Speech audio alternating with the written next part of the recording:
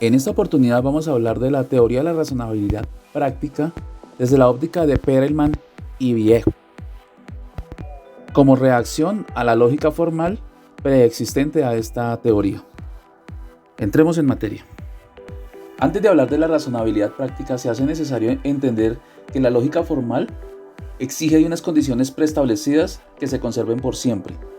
¿Por qué? Porque esto genera una seguridad jurídica atendiendo su riguroso formalismo. Pero esto genera dos problemas. No permite hacer razonamientos, pues se convierte solo en una mecánica jurídica. Además, las condiciones problemáticas se encuentran desactualizadas frente a la letra y al espíritu de la norma que pretende regular un problema.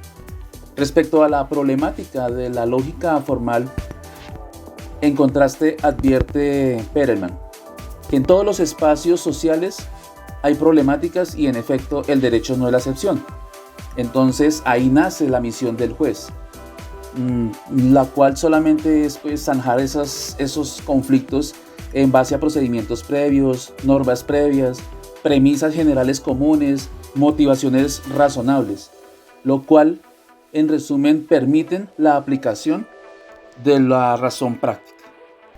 Entonces, la razón práctica debe ser entendida como esos argumentos que buscan persuadir o convencer a un auditorio para lograr su adhesión gracias al uso del lenguaje. Para lograr esto, se necesitan unos insumos. Pueden ser las normas adjetivas y sustantivas, la jurisprudencia, la verdad procesal, puntos comunes y precedentes, lo cual al usar de manera práctica y razonada estos insumos permiten generar una sentencia que dan solución a ese caso en concreto. Para lograr esto, en efecto, las partes utilizan sus memoriales, sus alegatos, sus demandas y aportan insumos prácticos, probatorios y jurídicos al juez para que éste llegue a esa decisión.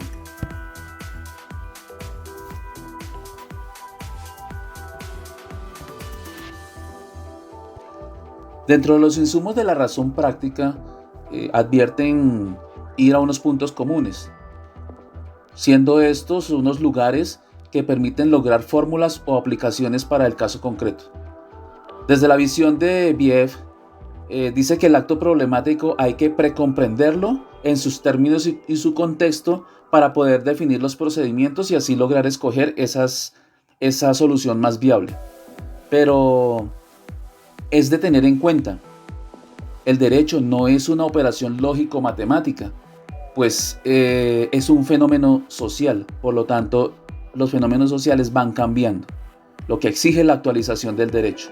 Entonces, para lograr una solución al caso concreto, es de valerse de puntos comunes generales que puedan ser usados con un criterio orientador, es decir, los topois. Desde la visión de Perelman, los topos son unas proposiciones jurídicas implícitamente aceptadas por toda la comunidad, con una cierta presunción de verdad. ¿Por qué?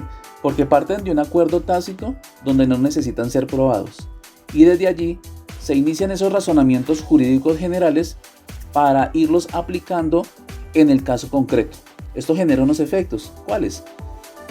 Pues permiten al operador orientarse en la consecución de soluciones razonables a fin de escoger la opción más viable para aplicar al caso concreto, gracias al argumento nacido de la razón práctica. ¿Cuáles pueden ser esos topos? Los principios generales del derecho, los principios generales del derecho penal, civil, administrativo, etc. Máximas en latín, valores fundamentales, incluso otros más comunes como las presunciones en derecho, el precedente judicial, las reglas de la ciencia, las reglas de la lógica, incluso costumbres debidamente reconocidas. Pero ¿por qué estos? Porque van a la naturaleza básica y esencial de las cosas, porque promueven la seguridad y la estabilidad y conformidad del mismo derecho. Además respetan principios de igualdad, legalidad y justicia. En fin, la tópica es una proposición jurídica, un lugar, un pensamiento, una frase común o una regla, sin que estos se lleguen a considerar falsos o verdaderos. pero que pueden ser usados para apoyar un argumento que está orientado a la acción, pues solo se encamina al objetivo del orador, cual es sustentar eficientemente una solución particular. Es de tener en cuenta, el topo en sí mismo no soluciona con casos concretos. ¿Por qué? Pues porque es una regla general que orienta el discurso del orador para que éste se entienda y se aclare el problema concreto que pretende solucionarse. Entonces, la tópica nutre el argumento jurídico, entendido este como un medio o un fenómeno activo y práctico que pretende persuadir o convencer un auditorio. Este argumento jurídico goza de unos elementos: el orador, el discurso y el auditorio.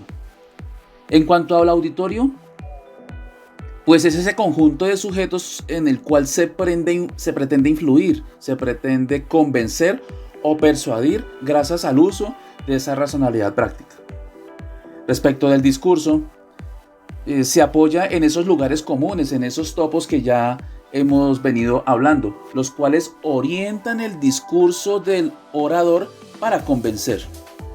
Además, bajo la aplicación de esa razonabilidad práctica, pues se sustenta ese argumento de manera eficiente para lograr un convencimiento o la persuasión de ese auditorio.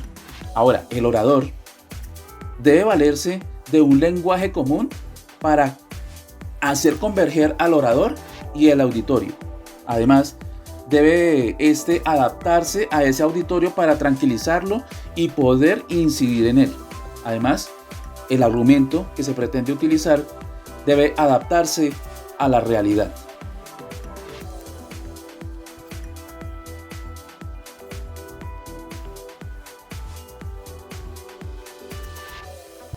En conclusión, la tópica es una regla general que orienta el discurso del orador para que se entienda y se aclare el problema en concreto, valiéndose de la razón práctica. Entendida esto como los argumentos que pretenden incidir y lograr la adhesión del auditorio al cual se pretende persuadir o convencer.